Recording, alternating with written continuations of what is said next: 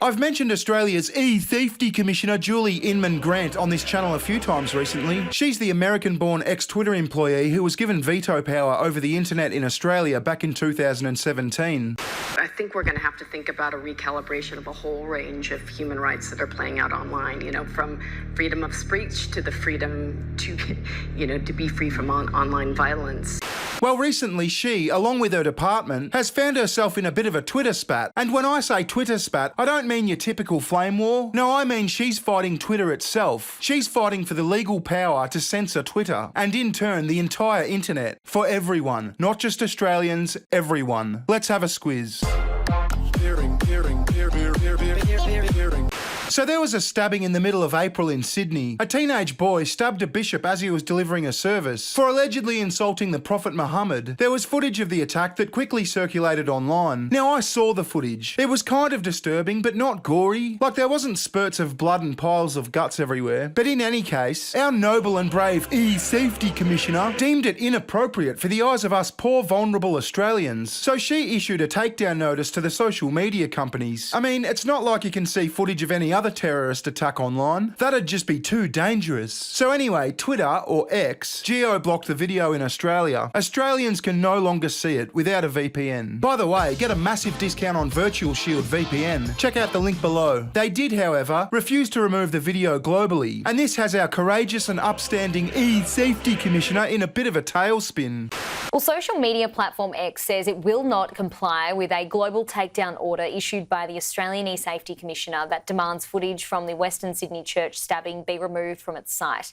The social media giant responded to the government's request in a statement that reads, in part, "The recent attacks in Australia are a horrific assault on free society. Our condolences go out to those who have been affected, and we stand with the Australian people in calling for those responsible to be brought to justice."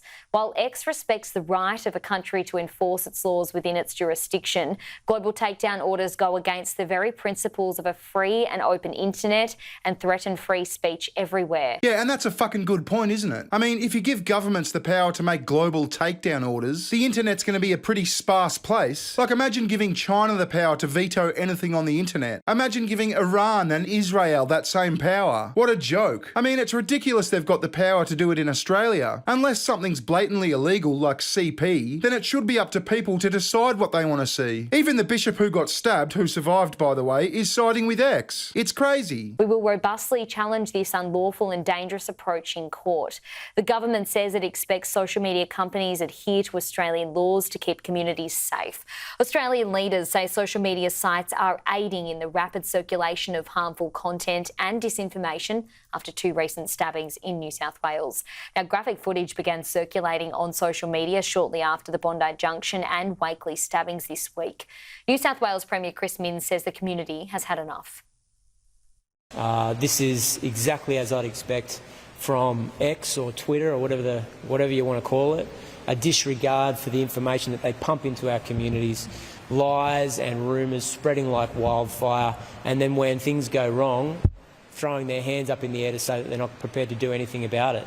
We've had enough. Sydney's had enough. Oh, fuck off, Sydney. Grow some balls. Or log off, you bunch of pussies. So anyway, this matter landed in court. A judge in the Australian Federal Court heard from legal representation of both the eSafety Commissioner and X on Friday. The Guardian says, order from eSafety to hide Sydney church stabbing video was invalid, X tells court. Lawyer for Elon Musk's company tells Federal Court notice from Watchdog was manifestly inadequate. Elon Musk's X Corp has argued notices ordering the company to remove tweets showing video of a stabbing attack at a Sydney church were invalid, and told a court it was not reasonable for Australia's eSafety Commissioner to expect the 65 posts to be taken down globally. Last month, X was ordered to hide the post of the stabbing attack on Bishop Mari Emanuel while he was giving a live-streamed service at the Assyrian Christ of Good Shepherd Church in the suburb of Wakely. eSafety sought a federal court injunction after X only made the tweets unavailable to Australian users and vowed to challenge the notice. The barrister for the eSafety Commissioner, Tim Begbie, King's Counsel, told told the court the decision document captured key factors the decision maker considered. Begbie said eSafety had 28 days to put on a full statement the reasons for the decision. Through the separate review process, X launched in the Administrative Appeals Tribunal, Begbie argued the case at hand was focused on the enforcement of the Online Safety Act and protecting Australians from harm, not freedom of speech. Walker, X's barrister, said X had taken all reasonable steps to prevent Australians accessing the tweets, though it had still been accessible via virtual private network connections for the small subset of people who choose that method of access. He said it was a really remarkable proposition for a country to argue the only way to control what's available to end users in Australia is to deny everybody on Earth. And let's not forget, ladies and gentlemen, the person they have making this proposition is an American-born ex-Twitter employee. That's remarkable.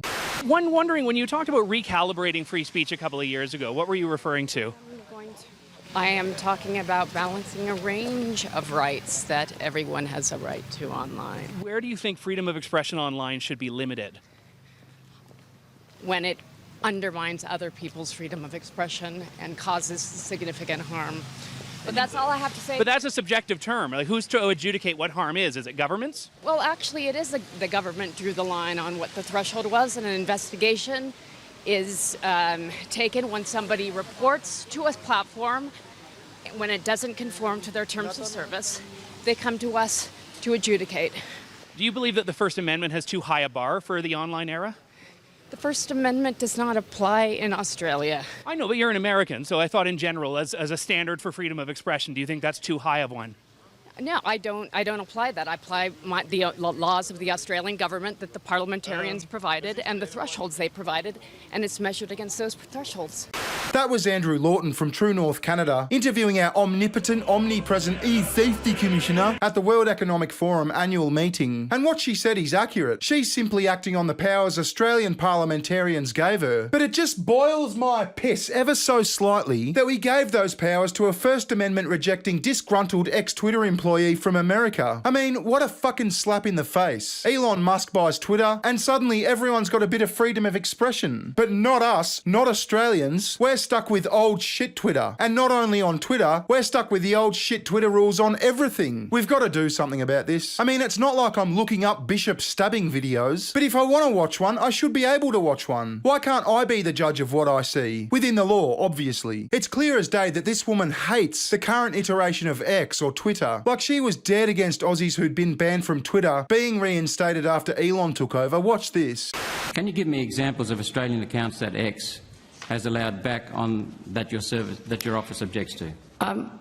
Well, so the online hate notice looked at the range of trust and safety governance steps that they had taken, including firing 80% of their safety engineers, more than half of their content moderators, and 80% of their public policy personnel, so the people that actually look after the safety.